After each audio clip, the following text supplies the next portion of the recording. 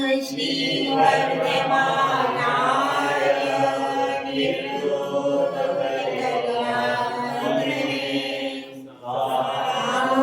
लोकानां त्रिलोकानां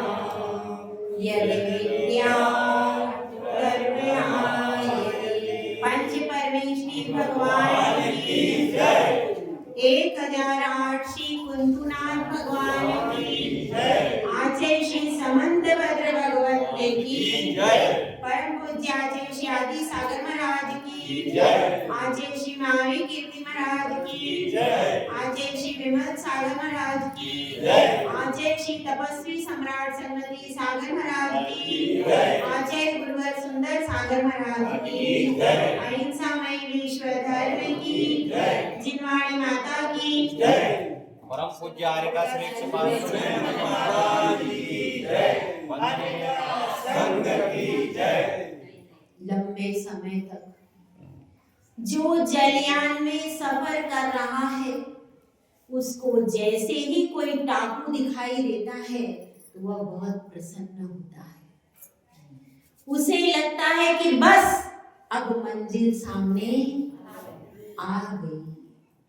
इसी तरह से लंबे समय तक कोई माँ धैर्य रखती है कि कब मेरे गोद में वह लाल मेरा पुत्र खेलेगा, और जब वह दिन आता है तो उसको बहुत खुशी होती है। इसी तरह से बहुत लंबे समय तक संघर्ष करने के बाद यदि कोई चीज हासिल होती है तो उस समय ऐसा सुख मिलता है कि जिसको कहा नहीं जा सकता। एक मनुष्य इसी प्रकार से जो मुनिराज होते हैं, वे मुनिराज छठे गुणी स्थान से पुरुषार्थ करते करते जब 14वें में पहुंचते हैं और जब मोक्ष की उपलब्धि हो जाती है, उस समय का आनंद वचनों से कहने का नहीं है। वह तो जब आनंद आता है तो कोई कहता नहीं है, वो तो सिर्फ उस आनंद का रसास्वादन करने में ही लग जाता है। जो कहता है वह तो अभी आनंद को अनुभव कर ही नहीं पाया है।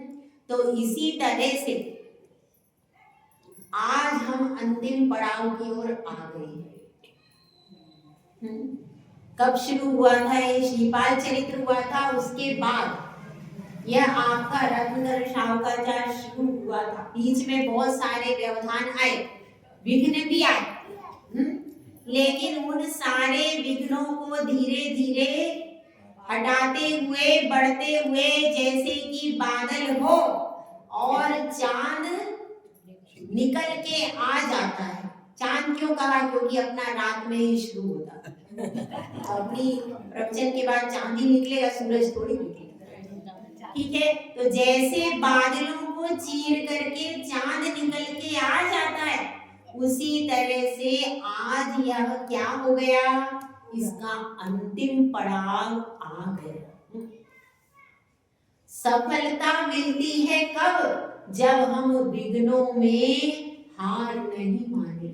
जो विघ्नों में हार नहीं मानता वही सफलता को प्राप्त करता है। तो आप लोगों ने भी हार नहीं मानी, आप भी डटे रहे और हम भी। अगर दोनों में से एक भी हट जाता तो काम बनता नजर आता नहीं। तो इसलिए दोनों, क्योंकि जब भी वासनाएं चलती हैं तो दोनों तरफ से बात होती है। इधर से साधु सुनाए तो किसे सुनाए, तो सामने कोई श्रावक भी होना चाहिए। और आचार्य समंतभद्र स्वामी की कृपा है। पूरा लिखा किसने है? आचार्य समंतभद्र स्वामी की कृपा है, जिसके कारण आज यह क्या हुआ है, पूरा हुआ। और इस स्थान के जो मूल नायक भगवान है, भगवान कौन है? कुंतुनाथ भगवान। उनमें बहुत अतिशय हुई। ये कुंतुनाथ भगवान का अतिशय है जो ये ग्रंथ पूरा हो गया। और जो हमने यहाँ से आए थे तभी से ये संकल्प किया था कि ये ग्रंथ पूरा करेंगे, तो यह ग्रंथ आज अब अंतिम उपसंहार है, क्योंकि कोई भी व्यक्ति कोई भी काम करता है तो उसका अंतिम लक्ष्य क्या होता है, क्या प्राप्त करना चाहता है। हाँ शुरू, कोई व्यक्ति कोई भी कार्य करता है तो अंत में क्या प्राप्त करना चाहता है, बताओ। जो पहले से सोचा कार्य की सिद्धि होना, कार्य की सिद्धि सफलता में उच्च क्या प्राप्त करना चाहता है। हाँ उधर बता दो कुर्सी वाले,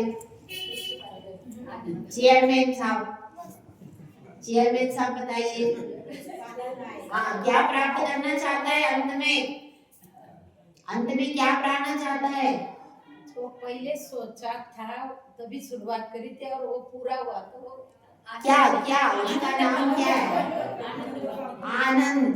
हाँ ये हुई बात, अंत में वो आनंद प्राप्त करना चाहता है, वो सुख प्राप्त करना चाहता है, क्योंकि कोई भी कार्य करे और सुख ना मिले तो उसका सफलता मानी नहीं जाती। तो अंत में हमेशा चाहता है सुख, और आनंद का मतलब है जो आत्मा से उत्पन्न होता है सुख, उसको कहते हैं आनंद। और ये जो विषय सुख है ये किससे मिलता है, इंद्रियों के द्वारा मिलता है। तो यहाँ पर बात चल रही, इसीलिए इसमें भी आचार्य श्री ने सुख की बात कही है। इस कारिका में देखिए श्लोक नंबर 150, सुखयतु सुख भूमि कामिनीं कामिनीव सुतमिव जननी मां शुद्धशीला भुनक्तु कुलमिव गुणभूषा कन्यका संपुनीता जिनपति पद पद्म प्रेक्षिणी दृष्टि लक्ष्मी। देखिए इसमें बताया गया है कि सुखयतु सुख भूमि। अब यहाँ पर बात किसकी चल रही है, नीचे देखिए दृष्टि लक्ष्मी शब्द आया है, यहाँ पर बात चल रही है सम्यक दर्शन रूपी लक्ष्मी। सम्यक दर्शन रूपी जो लक्ष्मी है वो क्या कैसी है, सुख की भूमि है। अब क्योंकि भूमि क्यों कहा, क्योंकि वही भूमि है जिस पर आप ज्ञान और चारित्र का बीज बो सकते हो। यदि सम्यक दर्शन नहीं है तो आगे वृक्ष भले ही आसमान में चला जाए, उसका फल जरूर आकाश में हो सकता है, लेकिन धरा पे ही सम्यक दर्शन का बीज बोया जाएगा। इसीलिए कहा है वह दृष्टि लक्ष्मी कैसी है, सुख की भूमि है। और कैसी है, कामिनी, और जो क्या चाहते हैं, जो अभिलाषा करते हैं। लौकिक लोग अभिलाषा किसकी करते हैं, कामिनी की अभिलाषा लौकिक लोग, संसारी लोग करते। इसीलिए लेकिन यहाँ पर यह कामिनी कैसी है, ये मुक्ति वधु के समान है। जिस प्रकार से मुक्ति वधु होती है वह किसको प्रसन्न करती है, वह साधुओं को और सिद्धों को प्रसन्न करती है, उनका वरण करती है। कौन, मुक्ति रूपी लक्ष्मी। लेकिन जिस प्रकार से कामिनी अपने पति को वरण करती है, उसी प्रकार से मुक्ति रूपी लक्ष्मी किसका वरण करती है, सिद्धों का वरण करती है। और सुखमिव जननी वा, देखिए 3 प्रकार की स्त्रियां दी गई है श्लोक में। पहली दी गई है कौन, कामिनी। पहली कामिनी किस रूप में, पत्नी के रूप में, वधु के रूप में। और दूसरी बात दी गई सुतमिव जननी मां शुद्धशीला गुण। और जो जननी होती है, माता होती है, तो हर पुत्र चाहता है मेरी माता कैसी हो, सुशीला हो, शीलवती हो। सब चाहते हैं कि नहीं पुत्र, हर पुत्र की अभिलाषा होती है। तो यह माता कैसी है, सप्तशीलों के सहित माता है। सप्तशील मतलब क्या होता है,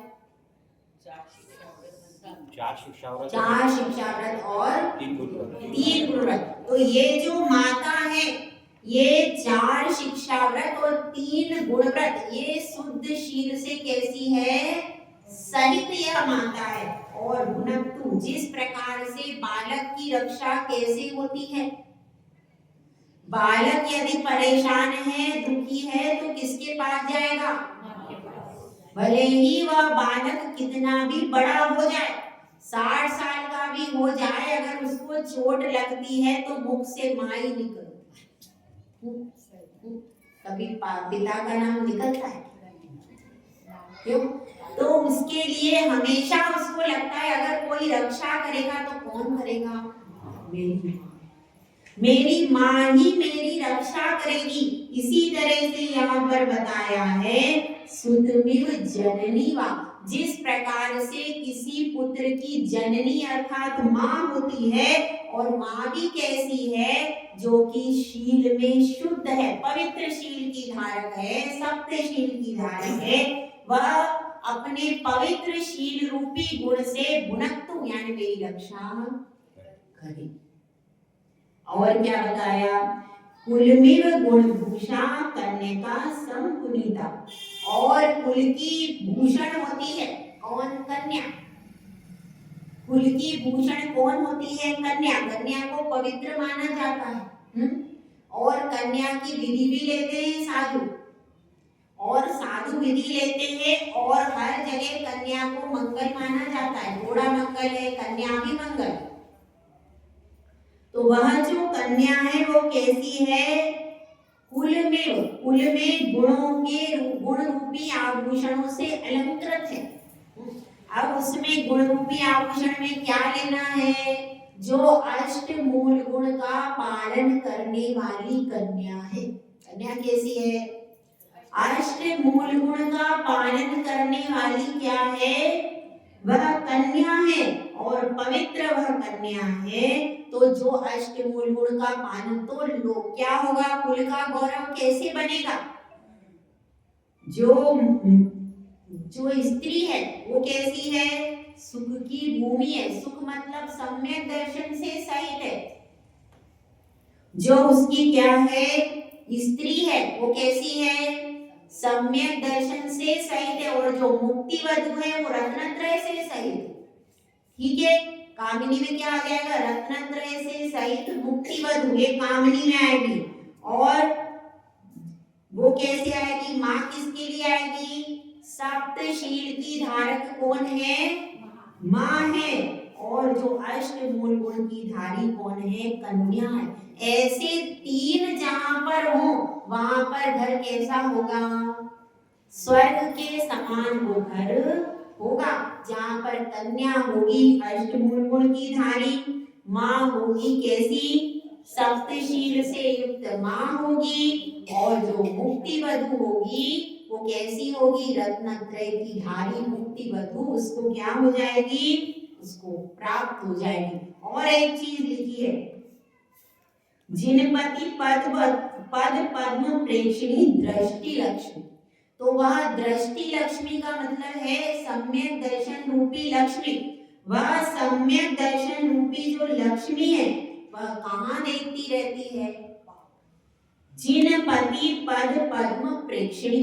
देखिए, जिनपति यानी जिनेंद्र भगवान के चरण कमल की ओर देखने वाली। पूरे इसमें रत्नकरण शावकाचार्य में ये सबसे कठिन श्लोक है, सबसे कठिन है, लेकिन बहुत सुंदर संयोजना वाला श्लोक है। और इसमें नवीन चीज लिखी गई, देख रहे हैं आप लोग। तो इसलिए जो जिनेंद्र भगवान के चरण कमलों की ओर देखती रहती है, जो पत्नी अपने पति के चरण कमलों की ओर देखती है, उसका भी जीवन सफल हो जाता है। और इसी तरह से जो भक्त भगवान के चरण कमलों में देखता है उसके भक्त का जीवन सफल। जो शिष्य गुरु के चरण कमलों की ओर देखता है वह शिष्य भी उत्तरोत्तर प्रगति करता रहता है। और यहाँ पर दृष्टि लक्ष्मी यानी सम्यक दर्शन रूपी लक्ष्मी कहाँ देखती है, वो कहाँ रहती है, उसका निवास स्थान कहाँ है और वो कहाँ देखती है, तो उसकी दृष्टि हमेशा जिनेंद्र भगवान के चरण कमलों में ही रहती है। और जो जिनेंद्र भगवान के चरण कमलों का आश्रय लेते हैं उनको यह दृष्टि रूपी लक्ष्मी वरण करती है। तो यदि आपको सम्यक दर्शन रूपी लक्ष्मी चाहिए तो कहाँ जाना पड़ेगा? जिनेंद्र भगवान के चरण कमलों में अपनी दृष्टि रखोगे तो सम्यक दर्शन रूपी लक्ष्मी आपको प्राप्त हो जाएगी। तो यहाँ पर यही बताया है उन्होंने, अंत में मंगल किया, ये अंतिम मंगल है क्योंकि 3 प्रकार का मंगल होता है। कौन कौन सा वे? आद्य मंगल, आदि मंगल, मध्य मंगल और अंत मंगल। ये 3 प्रकार का मंगल होता है। तो ये अंत मंगल है जिसमें उन्होंने जिनेंद्र भगवान का स्मरण भी कर दिया और क्या बता दिया, मुक्ति वधु के रूप में भी बोल दिया है और सम्यक दर्शन की भी विशेषता यहाँ पर बतला दी। और बतला करके यही कह रहे हैं, सबसे बड़ा संदेश दे रहे हैं कि जिनेंद्र भगवान के चरणों को कभी भी छोड़ना नहीं। अगर आपने जिनेंद्र भगवान के चरणों को छोड़ दिया तो आपके जीवन में कभी भी उद्धार होने वाला नहीं है। बाकी आप सारी चीजें अगर छोड़ दो तो आपके लिए अभी रास्ता है, लेकिन अगर जिनेंद्र भगवान के चरण कमलों को आपने छोड़ दिया और कहीं इधर उधर चले गए तो आपके लिए अब मोक्ष का रास्ता कैसा हो गया? बंद हो गया। तो इसलिए सबसे बड़ी बात यहाँ पर कह रहे हैं, सदा वीतरागी सर्वज्ञ और हितोपदेशी भगवान के चरण कमलों से लगे रहो। जिस तरह से कोई भंवरा होता है, वो भंवरा जिनेंद्र भगवान के चरण कमल से लगा रहता है तो निरंतर प्रगति, निरंतर उस रसास्वादन से तृप्त हो जाता है। उसी प्रकार से हमको भी जिनेंद्र भगवान के चरण कमल को छोड़ करके कहीं भी जाना नहीं है। यही हमारा रास्ता है, इन्हीं से हमें वास्ता है और इन्हीं के पास अपना सब कुछ है। तो जैसे कि यहाँ पर कह रहे, देखिए पहले कौन सा अधिकार था, कितने अधिकार थे इसमें? सम्यक दर्शनाधिकार, सम्यक दर्शनाधिकार, सम्यक ज्ञान अधिकार और सम्यक चारित्र अधिकार। जिस तरह से 3 अधिकार थे उसी तरह से यहाँ पर 3 स्त्रियों की बात कही गई। 3 स्त्रियों की बात कही गई। एक तरफ दृष्टि लक्ष्मी है, एक तरफ कन्या है और एक तरफ है मुक्ति वधु, एक तरफ माँ है, माँ है, कन्या है और कामिनी अर्थात मुक्ति वधु, दृष्टि लक्ष्मी। इस तरह से 3 प्रकार की चीजों के साथ वो सम्यक दर्शन, सम्यक ज्ञान और सम्यक चारित्र, उन 3 अधिकारों को यहाँ पर घटित किया गया। और घटित करके ये अंत में उन्होंने समझाया है कि ये जो लक्ष्मी है, यह लक्ष्मी कहाँ देख रही है? जिनेंद्र भगवान। चाहे आपको सम्यक दर्शन रूपी लक्ष्मी चाहिए, चाहे लौकिक लक्ष्मी चाहिए, दोनों प्रकार की लक्ष्मी मिलती कहाँ से है? भगवान के चरण कमल की सेवा करने से दोनों प्रकार की लक्ष्मी आपको अपने आप मिल जाती है।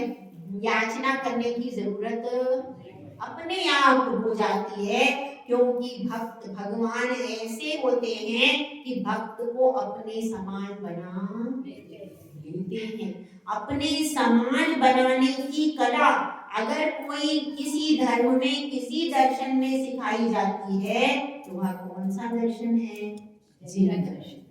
जिन दर्शन में ही एक भक्त जो कि पतित था वह भगवान परमात्मा जैसा पावन हो जाता है। तो इसीलिए इसमें कहा है, लेकिन शुरुआत कहाँ से करनी है? शुरुआत करनी है जिनेंद्र भगवान के चरण कमलों से। और चाहे आप चारित्र भी प्राप्त कर लो तो भी कहाँ रहना है? जिनेंद्र भगवान के चरण कमलों में ही रहना है। भले ही आप धन के मामले में ऊंचाई प्राप्त कर लो, पद के मामले में ऊंचाई प्राप्त कर लो, लेकिन गुणों के मामले में जो ऊंचाई जिनेंद्र भगवान में है वो ऊंचाई आपको प्राप्त कब होगी? जब आप उनके चरण कमल से लगे रहोगे। तो अपने जीवन में यह सार ग्रहण करना, कभी भी किसी भी परिस्थिति में हमको जिनेंद्र भगवान के चरण कमल छोड़ करके नहीं जाना। कुंथुनाथ भगवान का दरबार इतना शक्तिशाली है, इतना सामर्थ्यवान है कि यहाँ पर जैसे ही कोई भावना होती है तो तुरंत ही सारी इच्छाओं को पूरा करने वाला, सारे मनोरथों को फल देने वाला इतना अतिशय चमत्कारी दरबार है। तो इस दरबार में जिसने अपने मन को पवित्र किया है, हमें तो क्या करना है? सिर्फ मोक्ष की अभिलाषा करनी है। बस वो अभिलाषा करो, सब कुछ और बाकी की चीजें अपने आप मिल जाएगी। जैसे कोई गेहूं की खेती करता है तो गेहूं की अभिलाषा रखता है, भूसा अपने आप मिल जाता है। भूसे को मांगने के लिए जाना पड़ता है क्या? इसी तरह से ये विषय भोग भूसे की तरह है और हमारी मोक्ष कैसा है? गेहूं की तरह। तो हमारे लिए पुरुषार्थ किसके लिए करना है? भूसे के लिए, गेहूं के लिए पुरुषार्थ करना है। मुक्ति वधु के लिए पुरुषार्थ करेंगे तो ये विषय भोग अपने आप मिल जाएंगे। इसलिए इन विषय भोगों की आकांक्षा नहीं करके अपनी दृष्टि को हर प्रकार से संसार के प्रपंचों से हटाकर जिनेंद्र भगवान के चरण कमल पर स्थिर करना है। जिसने अपनी दृष्टि जिनेंद्र भगवान के चरण कमल पर स्थिर कर ली, उसका संसार कैसा रह गया? संसार समुद्र धीरे धीरे छीन होता गया और उसने क्या कर लिया? उसने धीरे धीरे अपने भव का अंत करके मोक्ष को प्राप्त। चाहे 24 तीर्थंकरों की बात करें, चाहे 63 शलाका पुरुषों की बात करें, सब ने पुरुषार्थ किया तो शुरुआत में जिनेंद्र भगवान के चरणों से ही प्रारंभ किया और यहीं से प्रारंभ करके भक्ति को बढ़ाते रहे। दो चीजों को देखना है बस, एक भक्ति और एक शक्ति। भक्ति को आप बढ़ाते जाएंगे तो शक्ति अपने आप आती जाती है। बढ़ाना क्या है? भक्ति के भावों को ये जरूरी नहीं है कि आप पूरे दिन मंदिर में रहो, लेकिन जितने टाइम तक रहो पूर्ण समर्पण के साथ, पूरी भक्ति के साथ यदि आप रहोगे तो क्या होगा? यदि पूरी भक्ति के साथ में आप रहो, भले ही आप आधा घंटा भगवान के चरणों में लगाए, लेकिन वह आधा घंटा भी यदि आपने पूर्ण समर्पण के लिए लगा दिया तो आपको अपने आप शक्ति का अनुभव होने लगेगा। तो हम सब यही प्रार्थना करें, यही भावना करें कि जिस प्रकार से ये वाचना पूरी हुई, आगे भी यहाँ पर साधुओं का आगमन होता रहे और वाचनाएं ऐसे चलती रहे, जिससे कुसुम्बा में धर्म की गंगा सतत बहती रहे। जय बोला जय सुंदर माता भगवती की जय। परम पूज्यारिका श्री 105 सुनैमती माता जी की जय। परम पूज्यारिका श्री 105 सुनैमती माता जी से हम कुसुमवासी सभी नम्र निवेदन करते हैं कि जो आज रत्तगढ़ स्वाकाचर की वासना पूरी हुई है, माता जी कल से इसमें खंडना न हो। कल से आप जो अपने प्रतापपुर में सुर सुंदरी